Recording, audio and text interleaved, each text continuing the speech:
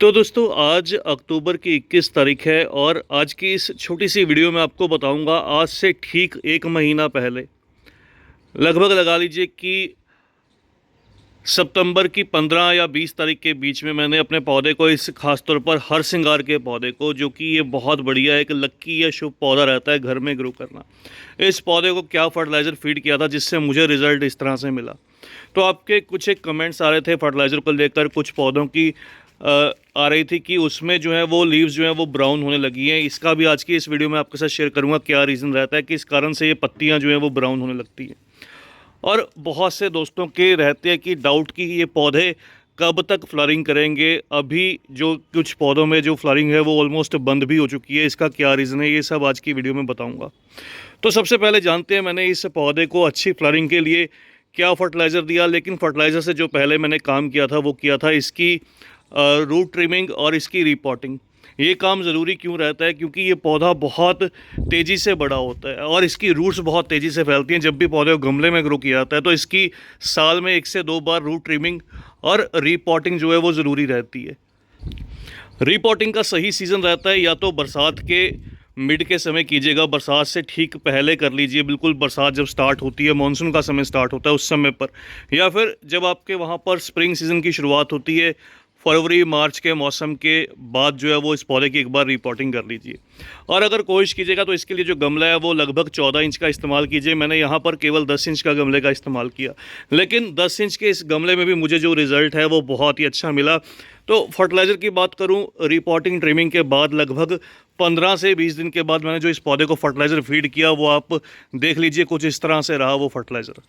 तो मैंने इस पौधे को उस समय पर 3 चीज़ें फीड की थी। नंबर 1 जो चीज़ थी दोस्तों, उसके अंदर बोन मिल थी। तो मैंने उसके अंदर वीडियो के अंदर स्पेशली बताया था बोन मिल हालांकि ऑर्गेनिक रहती है, लेकिन बहुत से मेरे वेजिटेरियन जो दोस्त रहते हैं जो बोन मिल को टच नहीं करते, हाथ नहीं लगाते, क्योंकि बोन मिल जो रहती है वो जानवरों की जो हड्डियों के चूरे से तैयार की जाती है।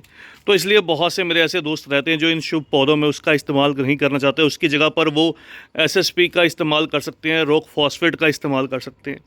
दूसरी जो चीज़ मैंने फीड की थी वो रहता है माइक्रोन्यूट्रिएंट। माइक्रोन्यूट्रिएंट क्यों ज़रूरी रहता है? अभी आप देखिएगा फूलों का जो साइज़ है वो अच्छा है, शेप जो है वो अच्छी है, कलर जो है वो प्रॉपर निकल कर आता है। और कई बार जो बर्ड ड्रॉप की या इस तरह से कलियां खिलने से पहले गिरने लगती हैं उसकी समस्या आती है, उसका बड़ा रीज़न रहता है माइक्रोन्यूट्रिएंट की डेफिशिएंसी होना।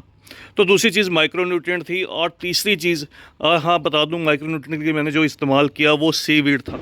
तो सीवीड थी। और तीसरी चीज़ थी दोस्तों नीम की खली। नीम की खली क्यों इस्तेमाल की गई थी? क्योंकि पौधे में किसी तरह का जो फंगस अटैक है, कीड़े का अटैक है, वो जड़ों के अंदर ना हो। तो तीनों चीज़ों को मिक्स करके मंथली एक बार बहुत सफिशेंट रहता है। 1 से 2 महीने में एक बार आप दे दीजिए, वो भी बहुत सफिशेंट रहेगा।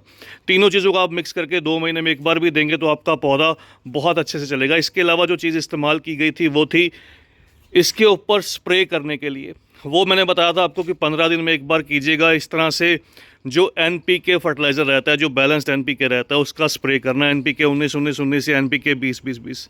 तो ओवरऑल ग्रोथ जो है वो पौधा बहुत अच्छे से करेगा। सभी तरफ से इसकी जो नई नई शूट्स हैं वो निकल कर आएंगी। तो ये काम ज़रूरी था। इसके बाद ही मुझे जो रिज़ल्ट मिला वो इस तरह से मिला मेरे पौधे में। अभी आप देखिएगा 1 महीने से लगभग अभी 15 से 20 दिन से कंटिन्यू जो फ्लावरिंग है वो चल रही है। तो इसका रिज़ल्ट था, ये सारे के सारे फर्टिलाइज़र का रिज़ल्ट था। अब बात करते हैं भी, अगर आपके पौधे में अभी फ्लावरिंग जो है वो रुक चुकी है तो उसका क्या रीज़न है, क्या दोबारा फ्लावरिंग होगी या नहीं होगी? तो बिल्कुल दोस्तों, अगर बात करूं, ये जो पौधा रहता है ये सर्दियों से ठीक पहले तक, जब तक कि बहुत ज़्यादा सर्दी ना आ जाए, जब तक टेम्परेचर जो है वो लगभग 10 डिग्री से नीचे ना चला जाए, तब तक ये पौधा कंटिन्यूस फ्लावरिंग करेगा। इस पौधे को ज़्यादा सर्दी का मौसम जो है वो पसंद नहीं रहता, उस समय पर ये रेस्ट या डोरमेंसी में चला जाता है। तो अगर आपके एरिया में बहुत ज़्यादा सर्दी आ चुकी है तो हो सकता है आपके पौधे में फ्लावरिंग जो है वो रुक जाए, तो इसलिए आपका पौधा जो है वो फूल देने बंद कर चुका है। लेकिन अगर आपके पौधे में फ्लावरिंग वैसे रुकी है और अभी जो है वो पौधे की ग्रोथ चल रही है और मौसम भी जो है वो बिल्कुल नॉर्मल है, टेम्परेचर नॉर्मल है, तो बिल्कुल चिंता करने वाली बात नहीं रहती। इस पौधे को आप जब आपने उस समय अगर फर्टिलाइज़र फीड किया था तो अब 1 महीने बाद दोबारा कर लीजिए। अगर नहीं किया था तो अभी आप इस पौधे को सेम ये फर्टिलाइज़र फीड कीजिएगा तो आप नोटिस कीजिएगा नीचे से इसकी जो नई नई शूट्स हैं वो और भी निकलने लगेंगी। जैसे जैसे इसकी मल्टीपल शूट्स निकलेंगी, इस पर फिर से जो फ्लावरिंग है वो होने लगेगी, क्योंकि ये पौधा ऊपर की साइड में जो टिप साइड में है वो फ्लावरिंग करता है। कुछ इसकी जो लीव्स नीचे की साइड में ब्राउन रहती हैं उसका एक बड़ा रीज़न रहता है, क्योंकि ये पौधे की एक कह लीजिए चलने का स्टाइल ही ऐसा रहता है। इसकी जैसे जैसे ऊपर ग्रोथ होती है इसकी नीचे की जो पत्तियां हैं वो ब्राउन होकर गिरने लगती हैं। और दूसरा रीज़न रहता है बहुत ज़्यादा ओवर मॉइस्चर का होना। अगर मिट्टी में ज़रूरत से ज़्यादा नमी रहेगी, धूप बहुत कम मिलेगी, उस कंडीशन में भी ये कंडीशन आ जाती है, पौधे की जो नीचे की लीव्स हैं वो येलो होने लगती हैं।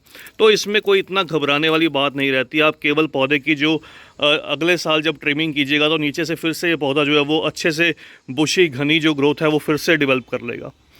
तो इसलिए इस तरह से आप फीड कीजिएगा। ये सेम मुझे फर्टिलाइज़र का रिज़ल्ट मिला।